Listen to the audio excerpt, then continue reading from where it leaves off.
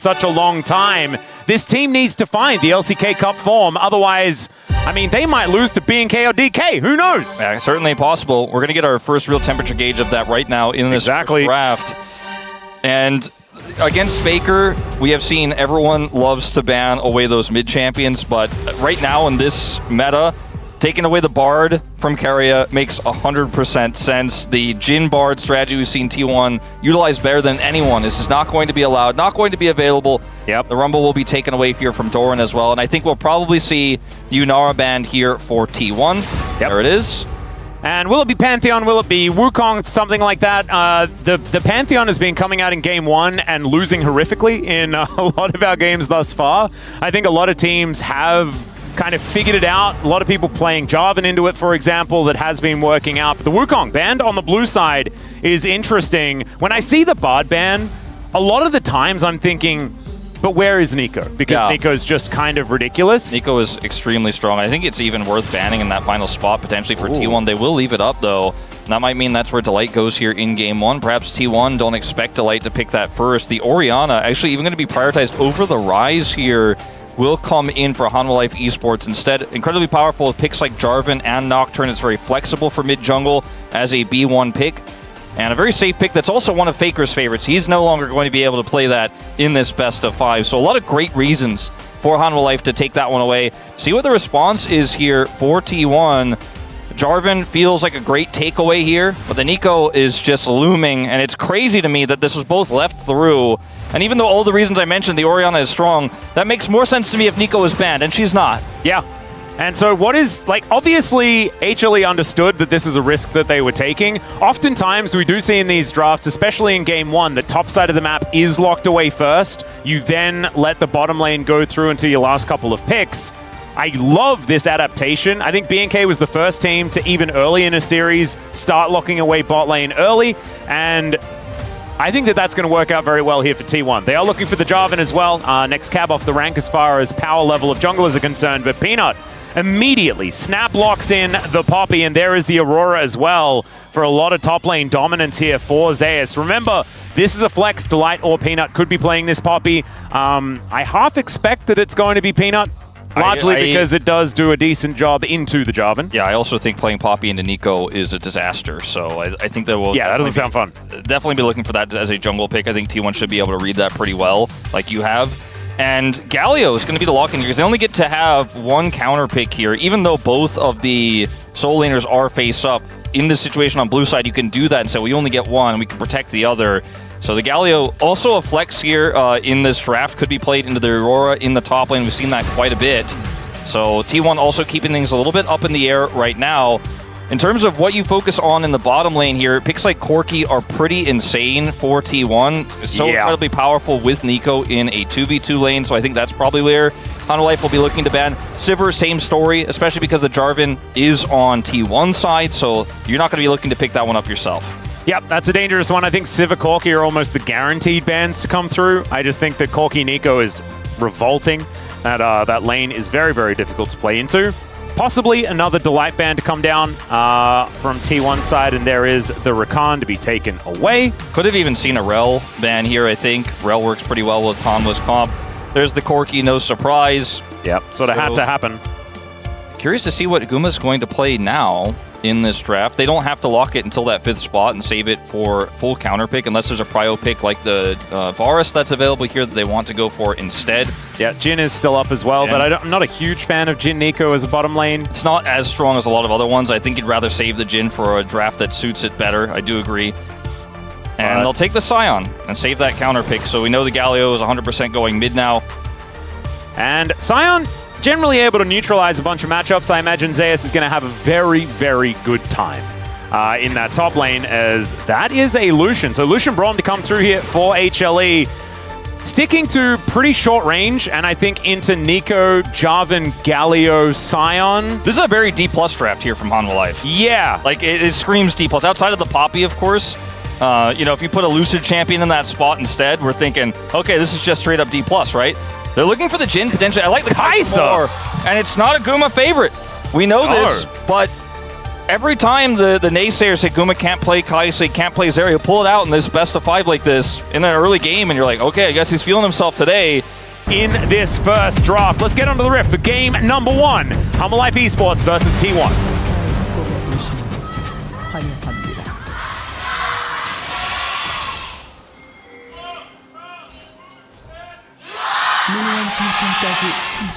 All right, and LoLPark erupts as the T1 fan chants go out. Of course, a lot turning up for HLE as well, and I did one of those things where we're on the T1 side, and so obviously it is louder to me. So I actually don't know. Maybe it was just even the whole way. It is a packed house here at LoLPark. And I can tell you it's a packed outside of the LoLPark house as well, outside. Overflowing house, one could say. There's a lot of screens that you can watch the game on. If you do come to LoLPark and don't have a ticket, you can enjoy the game with those who are also ticketless and just hanging out.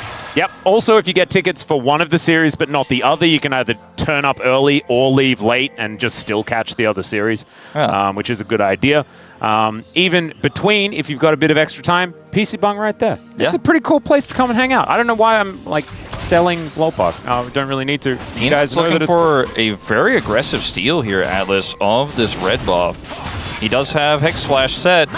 And now Oner has taken a lot of damage from this red buff and just isn't able to take it. Peanut not going to stop him taking that blast cone as the Brambleback just gets a little impatient. This is a strategy you can employ when you know that at level 1 the Orianna is going to push in the Galio and there's no help for Oner. There's no way Faker can impact this play. Peanut comes in, surprises Oner there, is able to use his flash to avoid vision and get in and take that away. It's going to really affect Oner's early pathing here. It goes straight from Raptors to take away his red buff, and now Oner is going to potentially look to cross after the Wolves. See what he decides to do ultimately, because the bottom lane is hard pushing because it's an eco lane. Not a great ganking opportunity. He's just going to cross the river and look to match that Raptor camp. Yeah, and Peanut actually flashed in to make sure that Oner didn't have the information. I believe they saw the ward go down, or just thought that there was going to be a ward down there. Yeah, he knows that's a very common place to ward, so just uses his flash to avoid it entirely. And now he's just using his Hex Flash to zip around the jungle. And Oner can track him here with this ward at least. And Oner is able to at least head down towards his bottom side and get a red buff of his own, but it's still a fair bit of tempo now being given over to this Poppy. A fair bit of information as well, as Peanut does clear out the top side of Oner's jungle and will now move to his top side. So it's like Oner is forced into vertical jungling here. Exactly. And so he will be able to come over here and recover his jungle now. And the game will kind of stabilize from here, but could have been worse for Oner. The Blast Cone obviously allows him to get out of this. Yeah, I didn't really talk about it too much, but this this is quite strong, this duo, because one of the weaknesses of Kai'Sa is the laning phase, and one of the weaknesses of Nico, actually she doesn't have any, never mind. Yeah, sorry. I was going to say it's not the laning phase, but she doesn't really have any, does she? No, the weakness is maybe Doran losing all of his health bar in the top lane. Obviously, that's not Doran's fault. Sion versus Aurora is just going to go like that in a lot of ways. Zeus can hit him from far away with all of his buttons. Yeah, and he obviously has Electrocute here and will continue to harass Doran as much as possible, denying him a bunch of farm here, as you can see. And he's going to get a plate. Looks like actually not quite off of this way, but should get one on the next one. Faker, Zeka is a little bit low on mana. We had the zoom. I thought perhaps I was sussed out he was going to do something there, but doesn't commit. Peanut is going back here to look for Oner as he comes to Raptors. Yeah, and Oner is going to come on in and see what's up. As you can see, both junglers in the end actually with basically mirrored clears, as Faker is going to try and Justice Punch his way back. Peanut going to practice his smite battles, or Faker is going to come in and deny that one from being a possibility. But just wanted to make sure that he protected Oner, made sure that he was able to get that camp, and things are going to equalize between our two junglers. Teleport back in from Doran. You see, like, nobody dies, nothing is really massively stolen, but Faker loses a minion or two right off of this because he comes over to try to help out. Zeka has control there. The wave is not crashing into the turret, but still some minions are lost there. It also meant that Zeus could play with reckless abandon because they knew that Oner had to be on the bottom side of the map. Exactly. That was the next thing I was going to mention, is the fact that you know where Oner is means that you can, when you have lane prio, just hard push it to its fullest. And even though the Nico lane is one that wins, you know, in the early game here against the Lucian, he's still, even on CS, is going to be able to lane swap here to the top lane, no problem. T1, though, because of this, will be able to have their first shot at this dragon, and I don't think there's going to be a big contest. Faker comes in with his Merc Treads here off the TP, and that should just be the dragon going over. Yep, not going to be a contest here from HLE. They might be looking towards the grubs that are going to be spawning. We did mention the fact that Doran teleported back towards that top side of the map, so a little bit less lane swap flexibility here as Viper is just going to run at Doran. And the Griffin alumni are just doing battle. Press the attack working out, but Viper not going to be dashing after him. Didn't have a relentless pursuit, so just going to run back to this wave. You could tell by the movement of Viper there, he was very aware that there was a pretty good chance Doran was going to hit 6 in that exchange. He was really careful about how he pressured that. Doran did get it 6, and Viper walked away. Doran escapes, and that is the end of that. But a very cool moment nonetheless, because like you said, he still doesn't have TP. He's going to have to run his way back to the lane. Yep. This is still not going well for the bottom side of the map, even in the swap here, obviously. Well, there's that ulti that you were talking about. A fair bit of damage here onto Viper, who does just press E and try to survive. Does have Peanut in the area, but some honey fruit may not be enough to make him feel too much better about this. It's still going to be a pretty big win for Doran. Obviously, without his ultimate, doesn't have any all-in power, but gets a lot of that pressure relieved there on the top side. Zeus doing what he can now in what was initially a great matchup for him, but now is just going to be catching what he can of these waves. Does have level 6. We do see Oner is coming over here. We'll be seeing on this ward that he's going to clear. Diving this Aurora that has flash and ult is probably not going to be easy. They're looking to do it, though. Keria obviously only level 5. Yeah, teleport is going to bring Delight in there, so that's looking to alleviate some of this, but Oner comes around, and let's see what they can actually get done here as Zeus goes between worlds. It's a lot of damage potential here as they look for the Winter's Bite. They will be able to connect it onto Gumayusi, who does get stunned up by that passive Keria completely out of the blue stuff, and down he will go. Zeus picks up first blood, and HLE just answered the dive, but that was a bit much, I reckon. I thought the dive was going to be pretty challenging. Not impossible, but pretty challenging before Delight TP'd in. And when Delight was there, they still committed to the dive, thinking they had enough there, and they just simply did not. I'm surprised there isn't a pause, because I assumed they didn't see the teleport animation. Like, maybe there was a bug, you know, like they just couldn't see it. Because, yeah, I just don't think that that's ever going to work against an Aurora. It's right there, you know? And, like, the damage here from Zeus' ult, plus his big weirding there, is pretty insane. Now, watch, actually, after this, he flashes away, and he's like, yeah, just pick up some CS while Delight stacks that passive. And then hits the Q, pull back, see ya. And Delight gets that one extra auto. I think that just makes it enough for Zeus to pull back on the Q2 to execute him there and take him out. And what is Braum built for? Like, exactly those moments. Yeah, exactly. As Peanut is able to take one of the grubs away. It looks like T1 are going to be able to secure the remaining 2. So that is definitely good news, being able to get there and lock down the second objective feat of strength as well. It's going to feel very, very nice. 2 minutes until the Infernal Drake that's going to be coming up. Chances are we don't have the most game-breaking soul, with Hextech and Infernal both now taken away. I mean, Mountain would be pretty insane for both teams. I think that's probably what you're hoping for if you do end up getting Double Dragon, which T1 has half of at the moment. Grubs, you know, split between these two as Doran this time trying for it again. Yeah, not going to quite land it onto Viper this time, but a lot more cautiously positioned is the Lucian. He does, of course, get to save his teleport because he did this. There's nothing really to teleport to right now, but could be important later on. One of the other reasons why Sion is so strong in lane swaps is he can just absorb everything, clear waves pretty quickly, and just take as much damage as he wants. And then gets to use his ult instead of TP. As we're going to see Zeus looking for the setup here for Peanut. Speaking of ults, as the Tangle Bob's going to go wide, Keria flashing away, just trying to draw them away from Gumayusi, but Zeus just solo kills him. Caught a little bit too far up, and I mean, I say solo kill, he just couldn't run the direction that he wanted to because there was a Poppy and a Braum. Yeah, The game we saw from BDD yesterday on Zoe kind of ended up getting the better of a lot of over-aggressive plays and ended up getting fed quite early. This feels like a similar situation, except it's top Aurora who's being kind of spoon-fed some of these attempted aggressions. This time it's not a dive, it's just Keria walking forward on the squishy Nico. Peanut avoids getting rooted there, but it ultimately doesn't matter, right? Even if he did get rooted, Keria is going to die, it might just take longer. And Zeus just takes him out there. It doesn't miss today. Yeah, and this was where we had one of our microscopes, right? It was towards the top side of the map. This time it actually has nothing to do with the matchup. One thing that I imagine HLE fans are feeling pretty good about, though, is the fact that Zeus is looking like he's on form. And that wasn't necessarily the case in a lot of the other matches that we did see since MSI, I mean, even since LCK Cup, right? You can go back fairly far. But this is the Zeus that we were hoping to see all year long. I think we might see a late contest here, although Zeka would have to TP for it off this dragon. Yeah, looks like HLE are coming on over to see what they can actually get to. Okay, just walk in and smite it. That'll do it. Peanut not known for his smites this year, but in this game, it feels like the tempo vibes are real for HANWHA Life Esports. Peanut is going to walk up and take it, denying Double Dragon. It is Cloud Soul here in our first of this best of 5. You'll love to see it. And, you know, Zeka TP'd, but doesn't have to fight or anything. And T1 end up committing a lot and getting nothing.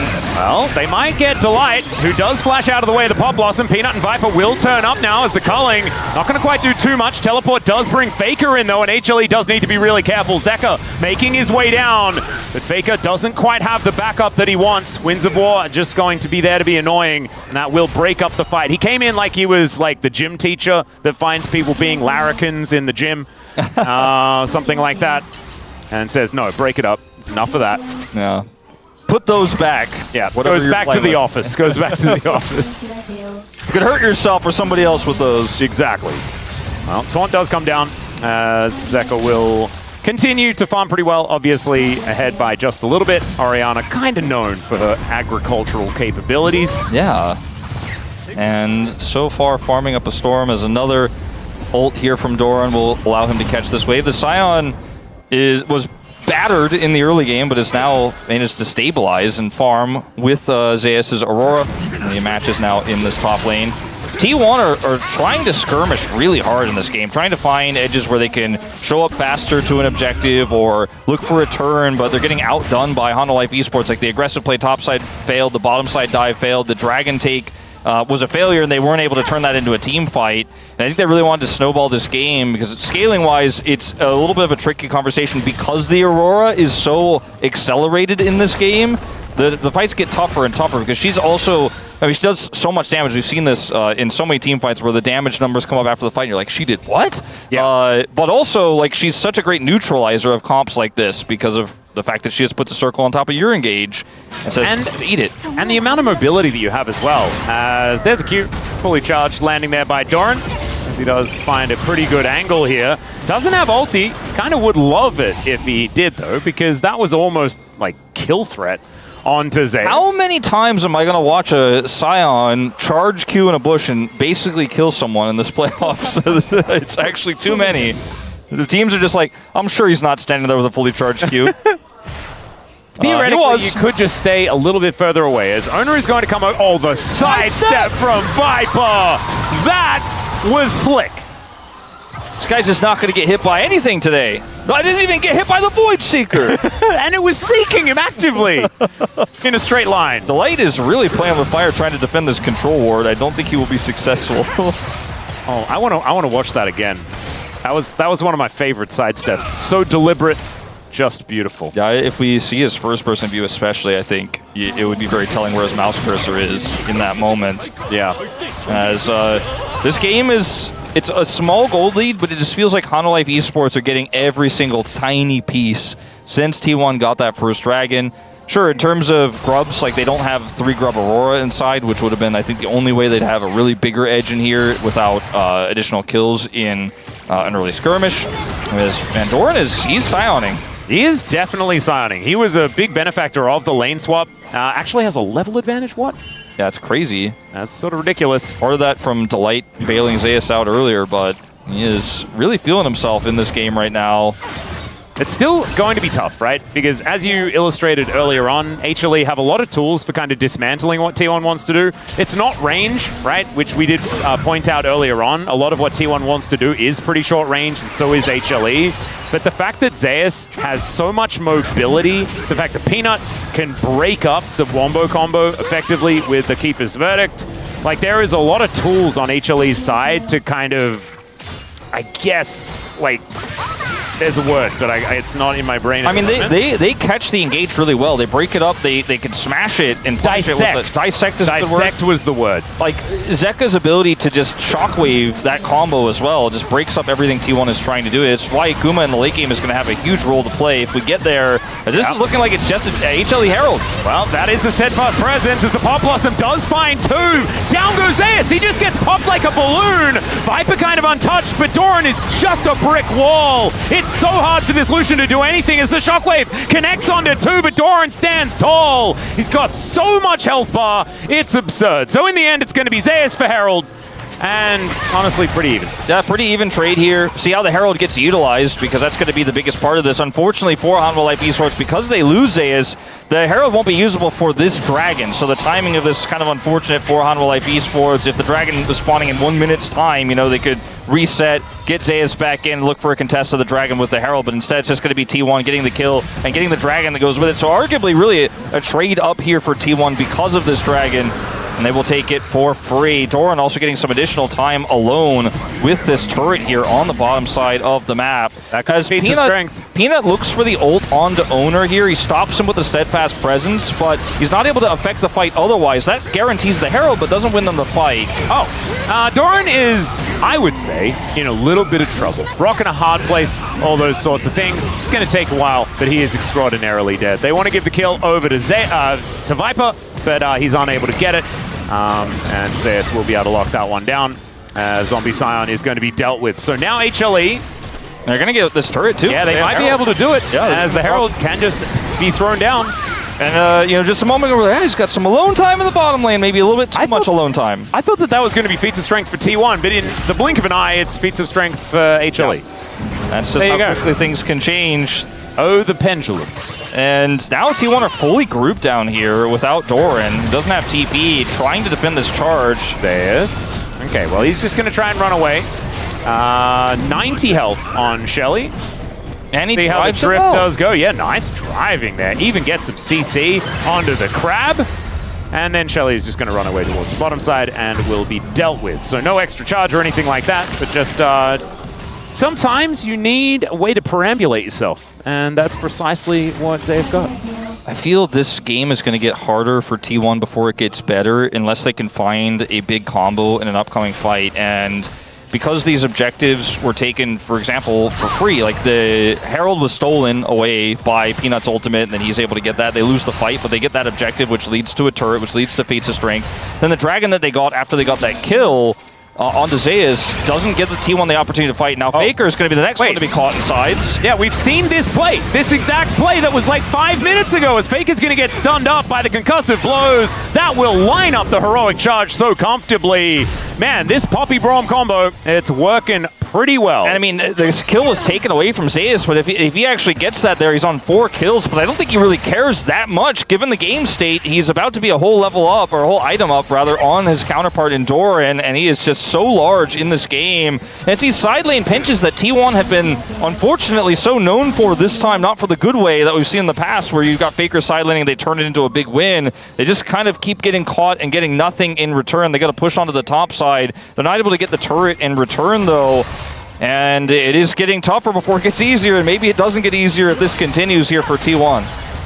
It's looking a little bit rough. However, one thing that is fantastic, well, outside of that trade being a lot of damage, one thing that does look good, though, for HLE especially, is the fact that Peanut is doing things today. It's Peanut Poppy! And he had a game plan for the early game, right? Like, it did feel like in a lot of the games that we saw HLE play that Peanut didn't have the same level of knowledge. Like, he just kind of got it. When this team looked good, Peanut knew things before everyone else. Yeah. But what he's looked like over the last few months has been sort of the opposite of that. Like he was playing catch-up the entire time. This is once again that proactive Peanut. that we were hoping to see more of. I think it's not fair that yesterday Canyon got his Lee Sin stats lower third, but Peanut didn't get his Poppy stats lower third. Maybe we can get one. Like, this is casters to G-Sun. If you could, if there's a Poppy lower third that we could do of any kind, even if it's just a picture of Raggedy Ann, that's completely fine as well. All right, now, jokes aside about the Poppy sets, T1 are fully grouped here on Otacon right now. They get a pick. Could be an opportunity. They have this choke point controlled. Now, this is exactly how T1 want to fight. They don't want to push into a shockwave in the choke point, but on the outside, on the concave of it, they have a great team fighting composition. Doran also has TP at the ready. Yep, engage Braum at the ready as well, as you were talking about. Shockwave to clear out the wave and a Faker at the same time, as he will take 3 turret shots off the back end of that play. Zeka actually convincing the Galio to leave. I think that's 100% worth for Zeka, because now your Galio is just not in this fight. He's going to have to back and TP, and they've lost all control. And sure, your Shockwave's down, but T1 just cannot team fight now that they've lost control of this area. Faker chases a bit deep there, trying to grab the turret. Just out of vision. Yeah, it's crazy. And they're just going to get the free reset. Yep, nicely done. So Void Seeker from Gumayusi just going to try and scan the river. But they do have a fair bit of deep wards, things like this. T1 not going to be too surprised about what's going on the map as Gumayusi gets the shove in this mid lane. And Viper will be making his way back. Essence Reaver and on the way towards the Infinity Edge here for the Lucian. As item number 2 should be very close for Gumayusi at the same time. In fact, probably has it. Yeah, there's the Rage Blade. And that's a big deal. That means 2-item spike a little earlier here for T1 in the bottom lane. Obviously, the items are a little bit cheaper, but still, item completion is very important. Yeah, this is the type of explosive fight you need, or the type of item advantage you want to have that explosive fight here in the mid game as T1, as Keria is... Yeah, Zeka just sent another person home. Yeah. He's a bouncer. Yeah, he says you can't here. And so when this choke point is controlled for HANWHA, T1 just can't fight, especially now that this time he sends him home without utilizing the shockwave. Faker is actually still lurking around this area, but they're very aware of it.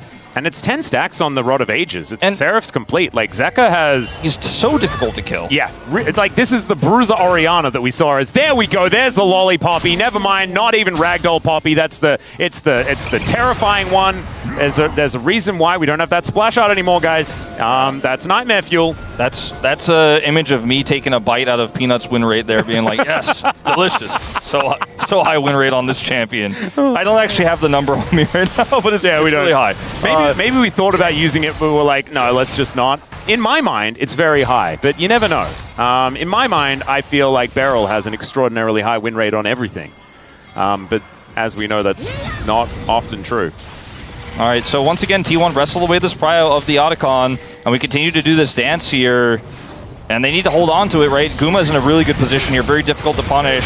Doran's getting impatient as he just flashes on top of Viper. He tries to get out, but the Pop Blossom was waiting for him, and Faker just bonks him on the head, lands down from the sky. That is just going to be the one pick. A lot of resources used. Every R button has been pressed to take down this Lucian. But still a fair bit of damage towards Delight. Peanut trying to be a nuisance. I don't think it's Otacon time, but it's a good pick for T1. I just checked, by the way, 75.6% okay, career. Not in LCK. I think in LCK it's higher, but... That's still kind of ridiculous. And this should mean that Soul Point does go over to T1. It is, and, you know, T1 have this insane collapse onto Viper, and Guma's in position to follow up with his ultimate. It's just so easy to, when you find an isolated target like this, like, look at where Keria is on the side here. Pop Blossom comes in. He knew exactly what he was going to do. Like, Guma's on lock, and this is kind of a mistake from Viper to be that far away from your teammates, to be in that engage range. Just gets completely caught. I mean, I think positioning for Keria needs to be celebrated first. Yeah. You do need to be building that phalanx together.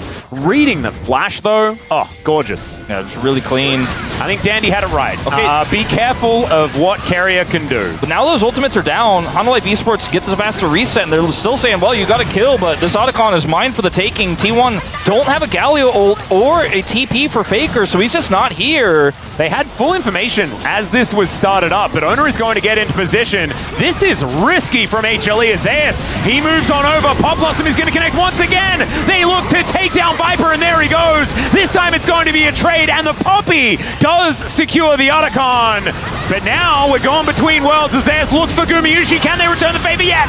And it's Peanut that locks down that kill. Now there's concussive blows on everyone. The Braum from the grave is still getting the work done as the Justice Punch onto Zeka doesn't find the mark, and Peanut is just heroically charging all over this top lane and will be able to take down Doran. Just a lonely gargoyle left on T1. T1 got the initial fight win on the Otacon, denied that one there with a pick onto Viper, but on the follow-up, it's another Keria engage, but the engage in the fight is just so split up and so risky. They don't have all of their tools. It takes a while for Keria's ult to come online. Does finally come back up. Faker never uses his because the fight is over, and they're going to lose more than just the Otacon here. It looks like this Baron is also up for grabs, and Faker's got TP now, but it is going to be completely worthless. No Doran, no Oner, and that risk for T1 I think just was not worth it. If you get the Otacon, sure, that's nice, but now you're getting way more. Okay, Faker is going to TP in, they're looking for the fight. Yep, there's the calling as Viper turns up in the nick of time.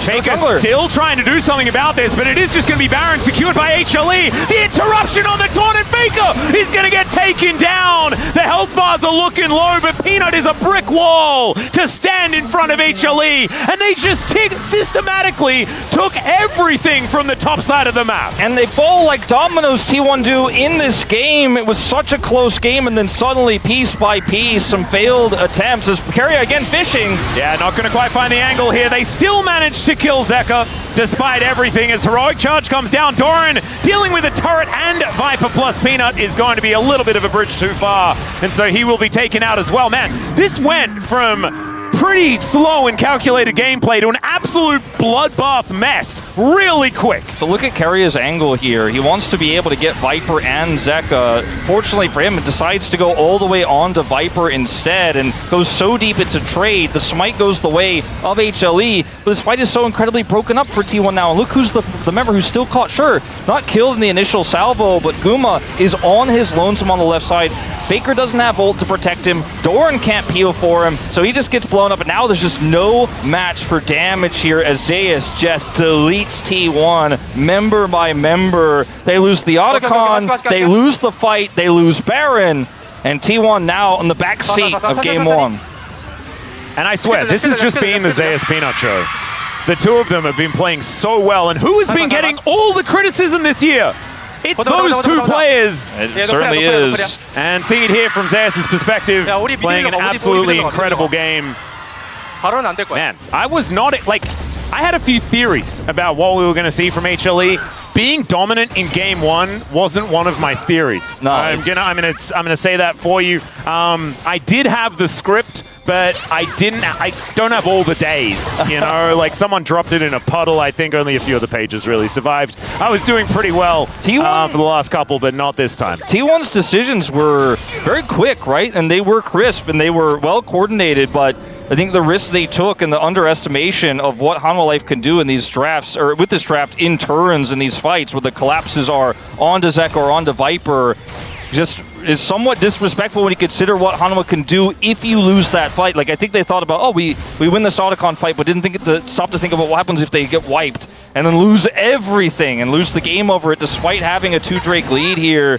HANWHA Life Esports now grouped with choke point control to say it's not going to be your soul on this fight. Yeah, and the thing for me is that I feel like that was a very risky Otacon, and I think HLE have gone for plays like that, but in the past it just straight up hasn't worked because they haven't looked this coordinated. Like, they just haven't been able to execute quite as well as they have in this particular game. They're going to have to do so again, though, as Faker just getting sidelined by Viper here, who is just all over him. Heroic entrance comes down defensively, but they can also use it as an offense, as Zeus might get caught, and he is just going to be put in the Cataclysm. The culling comes through, though, and Oner is going to be taken out as well. Viper relatively untouched in the back end as Faker goes golden, but that is not going to save him. And now Doran just trying to run away. T1, it looked like they sort of had an angle, and they have half a plan, but it's the getaway that they haven't figured out. They just don't have enough damage, Atlas, and it's a triple threat here for the side of HANWHA Life Esports. Sure, maybe you can kill one of Zeus, Zeka, or Viper, but you can't get all three, and you're never going to get 2 out of 3. And in this fight, Viper does 6,000 damage, pushes Faker to ult in a kind of uncomfortable spot, but Faker still turns it into a nice ultimate where he both escapes and then assists his teammates, but it's still not enough. Yeah, that's what I'm saying. Like, the early start of this, like, you could see the plan. Like, Faker is going to take a lot of damage from the Lucian unless he gets out. Zeus is the target, right? But he can go golden. He buys so much space. The ult here from Peanut keeps Doran out of the fight. And when Viper shows up, half of T1 is on the wrong side of the pit. Guma can't do anything. He can't offer any damage. And he's really the only source of damage this comp has. So when he's just walking around at 1/3 health, Viper and Zeka are like, well, this is a playground for me. I'm just going to run away with this fight. They grab the dragon, they deny soul, they win the fight and pick up multiple kills while doing so. Doran just keeper's verdicted away. And Guma was on the left side of the pit. Like, he just couldn't offer anything back. Yeah, you were talking about it. I think that Gumayusi has a lot on his shoulders here today. Zeus and Viper don't have quite as much because they have each other, right? Yeah. They both do so much damage. And you saw, like, Viper was consistently caught out in the last couple of fights, but then Zeus was there. This time, it's the other side. You know, Zeus did do a beautiful job avoiding a lot of what the Pop Blossom could have done with his ultimate, still got a lot of damage off, but then blew up immediately. And then Viper was untouched, right? Yeah, and the build here from Guma doesn't offer him a ton of like consistent damage later on. Like, he's Kraken Slayer Rage Blade, that's super standard to then go into the Nashor's Tooth. Obviously, is going to give you the transformation so that you can offer some poke, but I just don't think poke is going to win you this game. You need more consistent damage. He has safety then as well on top of this arm guard, but it just really isn't going to be the one carry hyper carry. This is not a Teddy Kaisa like 1v9 game, and especially with the game state now where they're so far behind, it's difficult for him to do so. As here comes Peanut up into the front line, they're looking to collapse. And the ulti comes down from the engaged Braum. Keeper's Verdict gets rid of the Galio, but he's probably the one more hopeful about it as Pop Blossom hits everyone. Zeus goes golden, so does Zeka. He's able to flash his way out the Shockwave onto only one, and it's only Keria. And so it looks pretty good here for T1. They take down the Aurora and the Orianna, but Viper is still alive. Justice Punch comes in, the front line is still there. The flash is read by Oner as Viper is just gliding away from the fight. He finds the Jarvan, and you got two carries, but not the one that matters. Not the one that matters, not the one they need to get in the end, and Viper plays it so phenomenally there in the end. Kites away, gets the kill, and if we get a replay of this, I want everyone else also to watch the snipe from Zeus with his death rattle, his last breath. Gets the pullback on his Q. Nico taken out here. Faker the only one remaining, the last man standing here to watch the Baron fall. 4,700 gold to lead. All right, well, we've got a teleport coming in. Faker and Doran are both very tanky. Now, this is a little bit risky here for HANWHA. I mean, Delight's basically dead. TE is coming through from Zeka. He does have his Shockwave back available. But they also have Gumayusi coming in. Killer Instinct at the ready. Cullen comes down. And T1 are going to be... This is risky for HLE as Doran gets himself in there. He's avoided majoritively, though. And the Q does absolutely nothing. Voicing unable to get any steals. And we're going between the worlds. And what's between them? Looking like a Game 1 victory here for HLE, who will grab another Baron and look for another push. Just phenomenal performances across the board here, individually, but also as a unit from HANWHA Life Esports. They had a massive lead early, and they just keep taking W's with it. Even with T1 trying to catch them for their greed, they just outplay them once again on this Baron, and it looks like the Nexus will explode here in about 33.5 minutes for T1. It's not looking good. They could go for one last-ditch effort, and we'll see whether it is going to work out. But Oner, man, like, just wasn't able to do anything. The Keeper's Verdict is in, and Gumayusi is out of there. Pop Blossom not doing anything here at all. And the Cataclysm comes on through, but I think we know who is at the mercy of the Cataclysm in this game. Is this time they'll be able to get Viper. Never mind, Gumayusi doing a fair bit of work, but the Shockwave is gorgeous. He will be able to go into stealth momentarily, but that's a dangerous orb. Still able to actually buy enough time, as the dead inhibitor turret will be able to almost get Zeka to safety. Dead, unfortunately for him. He's going to come over and grab this turret at least. Wait a second. Base race, ladies and gentlemen. Wait, actually, there's no way, right? He's going to look for it. He doesn't have flash available, but Doran also not really able to kill him. Zeka is just here, and he's looking to go to game 2 a little earlier, but it's just not going to happen. Unfortunately, couldn't get through administration on that one, and we're just going to have to wait. should have played Casson in Atlas. Yeah, definitely should. Well, in this fight here, there's just an initial attempt onto Doran, right? He's super tanky, but they're so far ahead, it doesn't necessarily matter. Blossom comes through. Now watch Zeus in this fight. Watch him. He's solo, flashes away, gets over the ult here of the Jarvan, and snipes Guma. It's actually absurd. Like, it's actually unreal. And then from there, that's not enough, right? Because there's just so many melees trying to get on top of Viper. And Golden is Faker, right? Look at this attempt from Oner. He flashes over the wall, dashes back here, has the blast cone to play around, doesn't need it. This guy's reaction time is absurd, as gets out of the way of the Q from Oner, which could have been the end, as Viper looking for another calling. Faker taking so much damage here. This is still Cloud Soul for T1 possible, but Zeus is just skipping into the enemy base. And in the meantime, T1 are also losing the fight on the bottom side. 6 elemental drakes to go down before there's a soul, and more of Malmortius from the grave is what Oner is going to pick up, and I just don't think he's going to have time to use it, as HLE are closing in on the exposed nexus of T1. There's still a few members here. They still have 4 left alive. Guma is going to have to make a miracle happen here in this space defense if we are going to see this turnaround for T1. Well, there's the Between Worlds for Zeus, already doing so much damage. Goes Golden here as well, as Doran taking a fair bit. Heroic entrance just to buy some space here for T1. But Zeus just walks around it, finding these angles beautifully. Gumayusi far too low to get anything done. The self-ult flash from Zeka to hold them in position.